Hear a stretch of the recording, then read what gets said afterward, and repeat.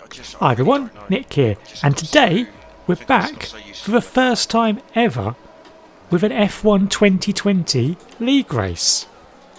I know it's been far too long, back in the old days of 2019 when I was actually bothering to do league race videos. I apologise. What can I say? But we're back now, and this is actually the start of Season 3 of the Serious Racing League. So Season 1 we did in multiplayer cars, and I came 4th overall. It was pretty good. Season 2 we did in the 2020 F1 cars, but with equal performance. And I came 2nd. That's even better. The only downside to that is that Season 3 uses realistic performance in F1 2020 cars. And because I was in the top 2, and therefore deemed to be one of the 2 fastest drivers in the league, and I have no idea how that works, but never mind.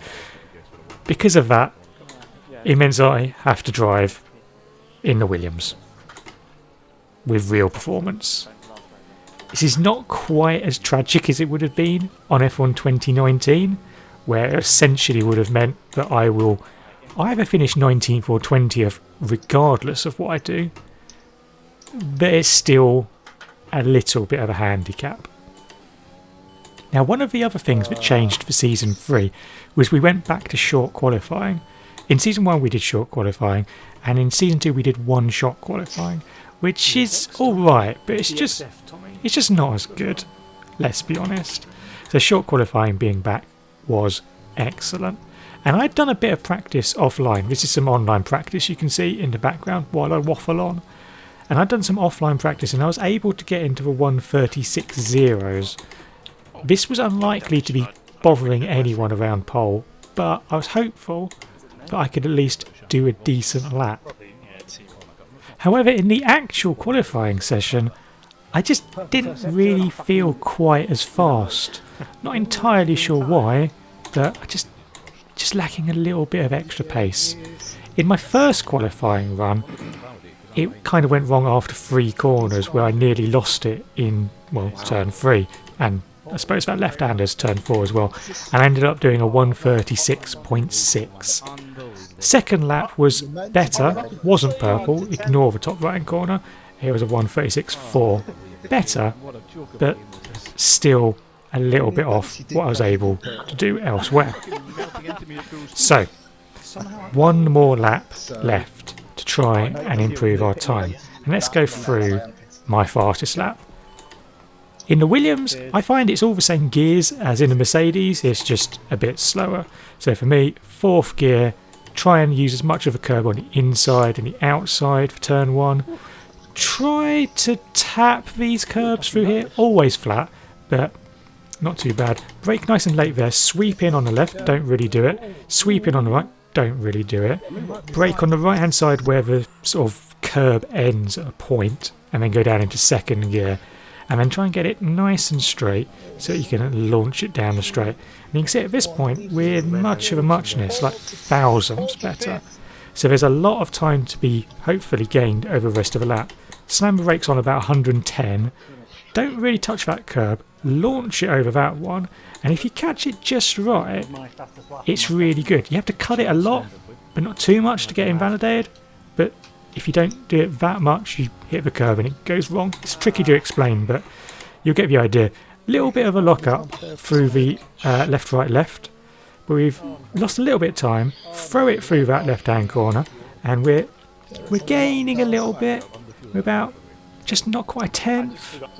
This bit's going to be tricky. In the Williams, it just feels really ponderous, really slow. I think it's where the car really lacks grip.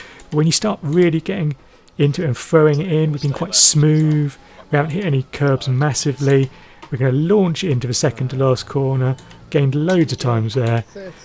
Launch through the last corner. Didn't quite get the apex. Floor it straight. And it's a 136.176. Which at this point, and in the end, was good enough for 11th. Which is not amazing. But 11th, free choice of tyres. could be a lot worse. And as you can see, I'm only about 2/10 off being 4th. So it's very close in the middle of the field here. So, bit of a better lap, and we could have maybe started well into the top 10. But anyway, we were starting 11th, starting on medium tyres, and hoping for a good getaway, maybe making a couple of sneaky places up at the start. So decent getaway, not too bad, not really thinking of doing anything here, but on the left hand side Tony makes contact with Frankie, I think, spins and loses place. We go up the inside of turn 2 on Mav, manage to hold it, and that's us up into 9th. You may have heard that Hamilton has crashed, and we crash into the back of Wiggins. The slightest little tap has sent him going. We haven't got any damage, but we've got a 5-second penalty. Wiggins has gone left. I'd lifted off to kind of let him go back in front, but unfortunately Maxi ploughed into him. No beef with Maxi on that, of course. Mostly the beef with me. My bad. Probably should have braked a little bit earlier. What can I say? So yeah, done well there to not get any damage, and we've done exceedingly well to end up in 7th. VSC came out, lost a bit of time to the cars in front, but at this point I wasn't really worried because I was hoping that I was going to be able to catch them up again. And catch them up again, I did. As by the start of lap 5, we were still in 7th and still on the tail of Frankie ahead in his Alpha Tauri. And when he made contact with Port in front of him, that put us up into 6th. Hurrah! Well, not hurrah for Port, but you know what I mean. So, we were making up places, but not through overtaking, apart from at the start. And the problem I was finding, I just couldn't get any attempts at overtaking. People either had DRS or were just too fast. Even here, when Frankie was really struggling to get through the corners, I think he was getting some dirty air from Dale's car in front. And he may have got some damage from the incident with Port. I asked, he didn't answer. Very, very, very rude. But as you can see here, I'm thinking, well, maybe I could have a go at Frankie. Well, no, I can't, because he's now got a massive slipstream off of Dale in the Ferrari. Dale in the Ferrari getting absolutely wrecked down the straight, showing off the great 2020 F1 Ferrari straight line speed there. They have a bit of a swap back. I can't do anything about that, so I just get to sit here and watch their battle while wishing that maybe one day I could be involved in a battle with another car. But it didn't involve them coming from behind or me ramming into the back of Wiggins. It could happen, maybe another race, but we'll find out then. One thing that was really clear though was that the soft tyre starters were starting to run out of tyres. You can see here that Dale is really starting to struggle, and at the end of this lap he actually comes into the pits. Lap 6 is still kind of early for a first stop, but if you're struggling that much, it's probably worth coming in. So that got us up 1 place, and we were flying high in 5th. The next lap, we had 2 more people come into the pits, Frankie and Hom. So that meant we were up to 3rd place. Not a legitimate 3rd, but, you know. And then on lap 10, I managed to get another place when Owl pitted, which meant that we were now, somehow, in this stupid bloody Williams, up to 2nd place. Now, at this point, I wasn't really 100% sure what strategy I wanted to do. Originally, I'd thought about doing a 2-stop, going from mediums to softs, but with the 5-second time penalty that I was going to have to serve in the pits, I kind of started thinking maybe I should go 1 stop, run these a bit long, and then go softs at the end. At this point I was the leading medium runner, but that was about to change as Semi behind in his racing point went up the inside. Bit lungy, little bit naughty, but I wasn't overly upset because I figured he was faster than me. Racing Point is obviously much faster than a Williams. And I thought I'll just chill out behind him, maybe I can get some DRS off of him, just sit here and see what happens. Maybe he'll pit soon, wasn't entirely sure. By the end of lap 11, Stefano, who was leading the race and was the last person to start on softs to pit, peeled into the pits, which meant that I was now back up to second and Semi was into the lead. And this is how it stayed until lap 17, but by this point my tyres were feeling pretty rubbish. I was planning on pitting at the end of this lap anyway, but some of the people who'd stopped in front of me and had lost position to me had now pretty much gained that entire pit stop back. So Hom, who pitted I think in the second batch of people to pit, was now blazing past me in a Ferrari no less. I mean, that's just embarrassing from my end.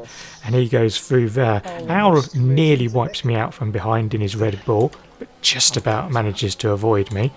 And that means I'm down to third, but the tyres were so bad. I could really feel the fronts had gone. Understeer was appalling. I was really concerned about even getting into the pit lane without crashing. That's how bad they were. So we went into the pits, end of lap 17, to go for softs. Unfortunately used softs because I did 3 runs in qualifying, and this is where we got to see how bad the damage from that 5-second penalty was going to be. So we're already down to 8th position. Dale is going to overtake us in the pit lane as he's back in the Ferrari pit garage, and that's us down to 10th, 11th. The 2 Alfa Romeos are coming down the pit straight through turn 1. Are we just about going to be able to get ahead of either of them? Blarg doesn't look like it, but the AI helpfully slightly slows me down to make sure that Hags gets through into 12th place. So we've gone from 3rd to 13th as a result of that penalty and that pit stop. Not ideal, but we've got soft tyres on, so that means we can go on the attack. And attack we will, as we literally cruise past Hags in his Alfa Romeo. It's the only time I think I've ever thought, wow, this Williams is actually quick. The only overtake I did all race really in terms of actual on-track action. So come lap 19, the AI still thinks we're going to do a 2-stop. Not really going to happen, is it? But we're up to 10th by now because of other people pitting. Momentarily up to 9th, but Frankie's going to clear us easily. And that kind of gives you an indication of how well the strategy that I did went. Frankie was in front of us, pitted on softs, has done another stint, and has managed to come out in front of us again. It wasn't a good move really, but hey ho, we live and learn. We got up to 8th by lap 22, but we needed something else, and one thing we didn't need was getting overtaken by a teammate. Tony in the Williams was on a 2-stop strategy. Admittedly, he had 3 seconds worth of penalties. He goes up the inside. We knew it's a done deal. He tries to keep it nice and tight, cuts the corner and gets himself some extra penalty seconds. So that could potentially help us later on. He's now got 6 seconds. We just need to hang on. But the softs were not good. They were worn already from qualifying. I just didn't have a pace, and we get done by Maverick on the outside to drop down to 10th. So we're heading backwards. Maybe able to hold off other people just because of penalties. But then in lap 23, the yellow flags came out, and more than that, the safety car came out. Now at the time I was really annoyed because I'd just gone past the pit entrance and thought that I could nip in and get some new tyres really cheaply, but in the end I don't think pitting would have been the right decision because no one else pitted apart from Stefano, who ended up just behind me in his Renault. Now at this point I knew that he was easily going to overtake me. His car is 1,000,000 miles an hour down the straight, so it's ridiculous for Renault. But we restarted in 9th place, knowing we only had 2 laps to go. Sniff at Mav up the inside into turn 1, but thought better of it. Probably lost a little bit of time and momentum through there as a result of taking a slightly tighter line than we needed to. And you can see we've already got some arrows. We're being careful because it's restart, tyres could be cold, and we're just making sure that we get through the opening sector really in one piece, because the pack has been condensed massively. People have got penalties, so we might be able to jump them.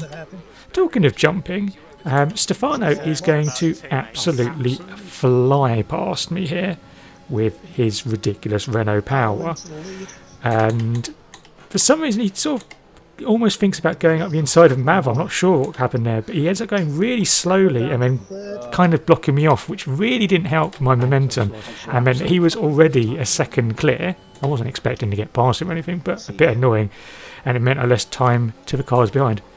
But some judicious deployment of ERS and fuel meant that I was able to hold on to 10th on track. And as we crossed the line, it was a question of how many places we gained because of penalties, and it was 3. We flew up to 7th place after all the penalties were applied. We were only 7 seconds off the lead, and given we got that 5-second penalty for the contact on lap 1, if you take that off, it would be 2.4, and that would have been 3rd. I'm not sure it would actually have worked out that way because of just being in different places and stuff like that, but I mean 7th on the debut in the Williams is pretty good, I think. I mean, my aim at the beginning of the race was points, or even point. I wanted to get in the top 10, top half of the field, get a point and get a solid race in. And while I think it's going to be difficult to do much more than that, because the midfield teams plus the midfield runners, actually probably some of them aren't even midfield, they're probably lower top lead group now. They're just going to be too quick, and if they get their consistency sorted out, they're going to be really tricky to beat in a car that is as sluggish, let's be polite, as the Williams. But we'll give it a go. It's a nice learning experience. It's a different way of driving. You're not driving for a win, you're driving for points, and you're trying to get the maximum out of a car that is quite slow. It's an interesting challenge, and I'm very much looking forward to it. So that's race 1 of 22. I'm hoping that there's going to be plenty more videos covering the future races like this, and let me know what you thought of the video, what you liked and what you didn't like, and whether you want to see these kind of videos again. As you'll have noticed from the graphics, I do stream these live on Twitch every Wednesday and Sunday, so if you want to pop along for that, then why not hit up my Twitch channel. It's Alfred Bulbasaur. I'll put a link on the screen in a sec.